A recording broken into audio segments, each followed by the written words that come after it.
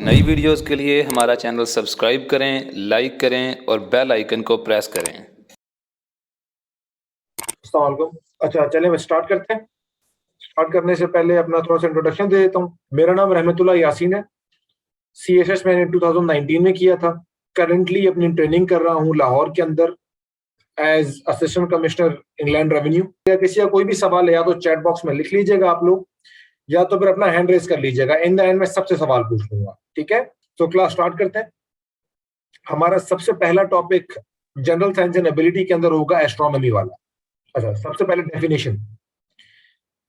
NASA कहता है कि जो आपकी एस्ट्रोनॉमी है ना, it is the study of stars, planet and जो भी सारी स्पेस है हमारे पास जितनी भी है वो सारी की सारी एस्ट्रोनॉमी के अंदर फॉल करती है। प्रीवियसली एस्ट्रोनॉमी और एस्ट्रोलॉजी दोनों एसोसिएटेड थे, दोनों को मोर और लेस एक ही समझा जाता था। But as the time has passed and specially in the recent centuries, इन दोनों स्टडीज को सेपरेट कर दिया गया है। एस्ट्रोनॉमी को हम लोग अब डील कर रहे होते हैं as a science, astrology science नहीं है। अच्छा, एस्ट्रोनॉमी के अंदर ना यूनिवर्स को हम डिस्कस कर रहे हैं, यूनिवर्स के अंदर कौन कौन सी चीजें पाई जाती हैं एंड स्पेशली हमारे सोलर सिस्टम के अंदर कौन कौन सी चीजें ज्यादा क्वांटिटी के अंदर है, जो नॉर्मली कॉमनली जो चीजें हम देख रहे होते हैं।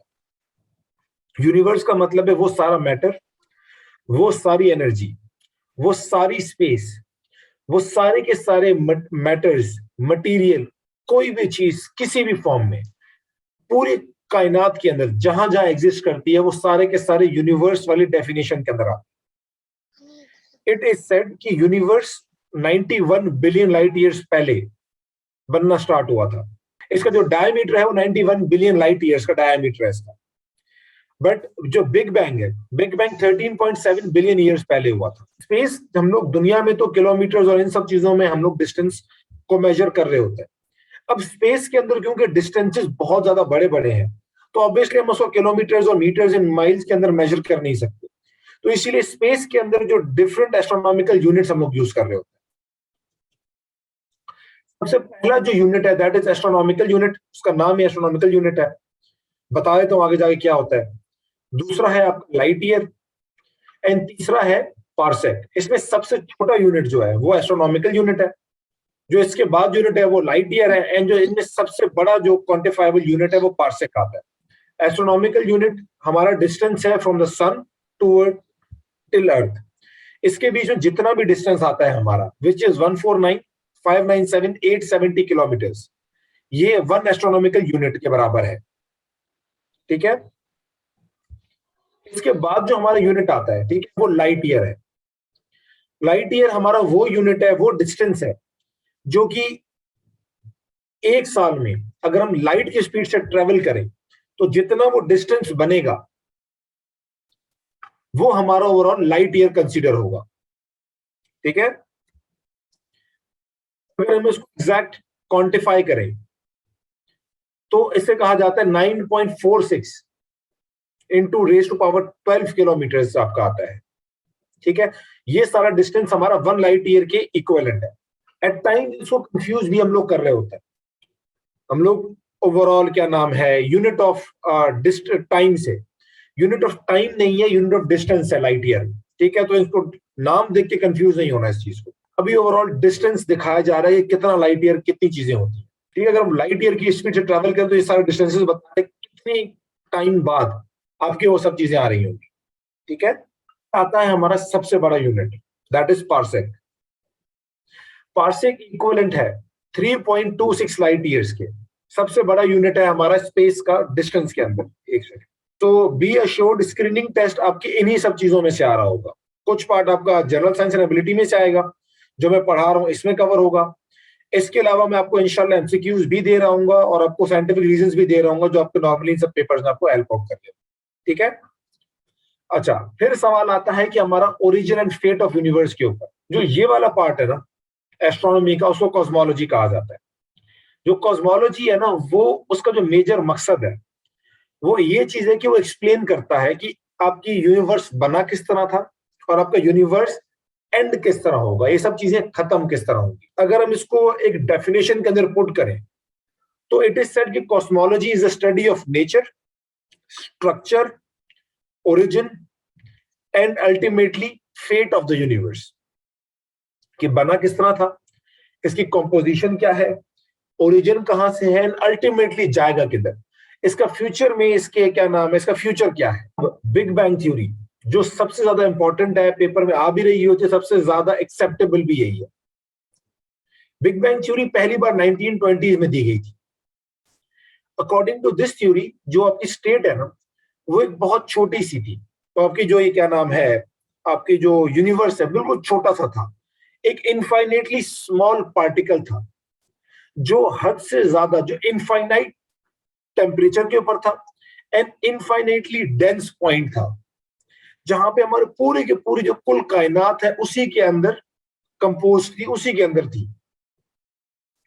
एंड इस चीज को सिंगुलैरिटी कहा जाता है कि सब चीज सिंगल के अंदर थी, एक ही चीज के अंदर थी, इसीलिए इसका नाम सिंगुलैरिटी है।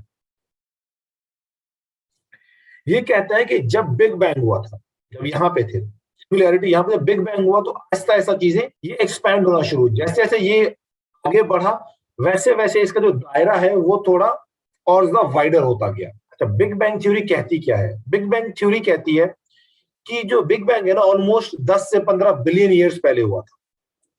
हाउएवर जो मेजॉरिटी साइंटिस्ट है ना वो कहते हैं कि यार ऑलमोस्ट, जो अगर टू बी एग्जैक्ट मेजर किया जाए तो फिर big bang theory 13.7 billion years पहले हुई, जब यूनिवर्स एक एटम की साइज से बढ़ना स्टार्ट हुआ था। जब यूनिवर्स बढ़ना स्टार्ट हुआ एक वायलेंट एक्सपेंशन के तौर पे, एकदम एब्रप्ट, बहुत ही मैसिव स्केल के ऊपर ये एक्सपेंशन चल रही थी, एंड साथ ही साथ सारे के सारे मैटर और स्पेस इसी एक्सपेंशन के नतीजे में, एंड जब इतना हाई टेम्परेचर कूल डाउन चीजें होना शुरू हुई तो सब चीजें ये वजूद में आना स्टार्ट हो गई। इनिशियली जो यूनिवर्स था वो ऑलमोस्ट 75% हाइड्रोजन था एंड 25% हीलियम था।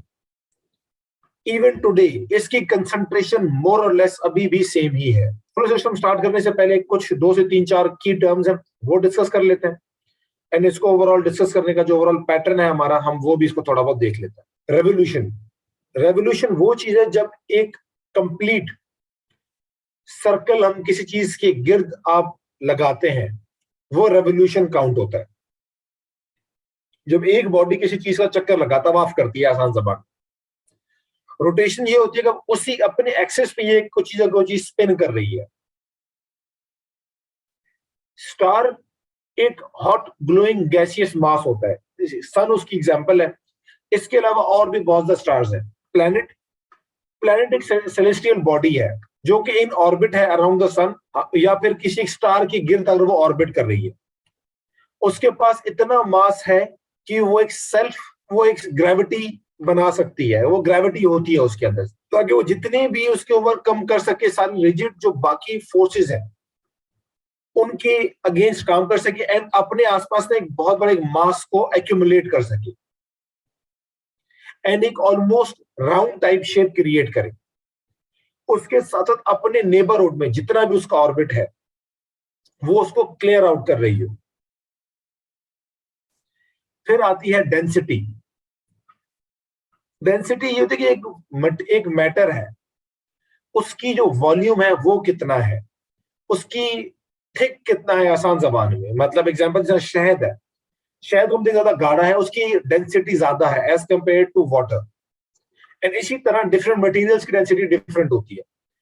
ये 5 की टर्म्स है जिनके ऊपर हम लोग पूरा का पूरा सोलर सिस्टम डिस्कस कर रहे होंगे। हम जनरली चीजों को देख रहे होंगे, बट इसके अंदर एग्जैक्ट जो आपके बनते हैं नेबुला से, जो गर्म होता है एंड एक प्रोटोस्टार की शक्ल में इख्तियार को होता है। एक स्टार की एक प्री फॉर्म होती है, स्टार बनने से पहले वाले जो स्टेट उसको प्रोटोस्टार कहा जाता है। ये एक बहुत ज्यादा डेंस रीजन होता है, डेंस एरिया होता है स्पेस के अंदर। जैसे जैसे टाइम गुजरता है वैसे वैसे चीजें जब आगे बढ़ती हैं, इसमें न्यूक्लियर रिएक्शंस क्रिएट होना स्टार्ट होता है, एंड जब न्यूक्लियर रिएक्शंस क्रिएट होते हैं तो इसमें से लाइट और हीट एमिट हो रही होती है। जब इसमें से लाइट और हीट एमिट होती है तो फिर ये 2 मेन सीक्वेंसेस में कन्वर्ट होता है। या तो ये ज्यादा एक्सपैंड होके एक सुपर जायंट की शक्ल इख्तियार करता है एंड रेड बनता है, या एक सिर्फ रेड जायंट की तरफ मूव करता है ये, ठीक है, जो कंपैरेटिवली साइज में छोटा होता है। अगर ये सुपर जायंट वाली स्ट्रीम की तरफ मूव करता है, जहां पे ये एक्सपैंड एक बहुत ही रैपिड पेस पे कर रहा होता है एंड एक रेड कलर का ऑरा, एक रेड कलर की लाइट इमिट कर रहा होता है। अच्छा, फिर आता है कि अगर ऐसी चीज तो लूनर इक्लिप्स हम महीने में 2 बार यूनिट देखते हैं, क्योंकि चांद तो हमारे पास 2 बार फुल आता है, एक बार फुल होता है और एक बार आपका न्यू मून होता है। तो फिर क्यों? तो उसका जवाब ये है कि हमारी जो अर्थ है ना, उसका जो ऑर्बिट है वो हल्का सा टिल्टेड है, चांद का इस तरह टेढ़ा जिस तरह चल रहा है, बिल्कुल एग्जैक्ट इक्वल नहीं है, सिमेट्रिकल नहीं है ये। इस वजह से उस एंगल पे आने में टाइम लगता है। वो एक स्पेसिफिक डिग्री, स्पेसिफिक एंगल्स हैं जहां पे आके सोलर एक्लिप्स और लूनर एक्लिप्स आपका बन रहा होता है। जी, अभी तक किसी का कोई सवाल है तो प्लीज डू आस्क। सबसे पहले जिन्हें हैंड रेज किया, हैंड रेज किसी ने नहीं किया हुआ, ठीक है, पहले जिसने सवाल लिखे मैं उस पर आता हूँ, ठीक है, फिर जिसने हैंड रेज किया फिर हम उनकी तरफ चले जाएंगे, ठीक है। सबसे पहले एहसन बलोच साहब, आपका सवाल है, आप प्लीज पूछें। नहीं चले, तारिक साहब आप सवाल पूछ रहे हैं तो एहसन बलोच साहब आ जाए। First of all it's a pleasure to see you after a while. दोस्तों मेरे क्वेश्चन थे, ये था बेटा कि sun is continuously consuming energy, so is there any kind of age expected when it will left the energy? देखिए, as of now ना, to be honest मुझे एग्जैक्ट नहीं पता कि इसकी एज कितनी रह गई है, बट यस आपकी जो स्टार्स है ना उनकी एक स्पेसिफिक एज होती है। Top of my head I drag out, thank you. Okay, thank you. जब तक लारेब आप सवाल पूछ लें। सर वालेकुम सलाम। सर एक्चुअली मेरा क्वेश्चन ये था कि जैसे आपने इसमें स्लाइड्स बनाई हुई हैं और उसमें आपने कलर्स वगैरह भी, मतलब वो कलरफुल स्लाइड्स हैं, तो क्या वो जो डायग्राम्स हैं, तो क्या मतलब डायग्राम्स जो हैं उनको कलरफुल कर सकते हैं पेपर में? जी कर सकते हैं, बट ट्राई कीजिएगा कि ग्रीन कलर यूज मत कीजिएगा। ग्रीन और रेड के अलावा ना आप कोई भी कलर यूज कर सकते हैं, ठीक है। जो रेड कलर है ना वो एग्जामिनर चेक करने के लिए यूज कर रहा होता है, एंड ग्रीन कलर ना आपको रीचेकिंग के लिए या एट टाइम्स एफपीएससी वाले खुद यूज कर रहे होते हैं। अच्छा, अगर आप लोगों को डू वन थिंग, आप में से अगर कोई चाहे तो कोई कंपलसरी नहीं है, पास्ट पेपर्स उठा लें पिछले 3-4 सालों के, एंड सोलर सिस्टम से रिलेटेड अगर आपको कोई सवाल समझ में आता है या यू थिंक या वो डूएबल है, इन स्लाइड्स के मद्देनजर रखते हुए, चाहे इसको देख के ही सही, ट्राई कि वो सवाल सॉल्व करें, प्रैक्टिस भी हो जाएगी, एंड वो ईमेल कर दें, ईमेल एकेडमी के पास से ले लें, जो भी ईमेल है उनका ईमेल कर दें, ताकि अंदाजा हो जाए कि चीजें समझ में किस तरह आ रही हैं एंड किस तरह नहीं आ रही, ठीक है। साथ साथ आपके ये अपने पर्सनल नोट्स में भी कन्वर्ट होते जाएंगी चीजें, ठीक है।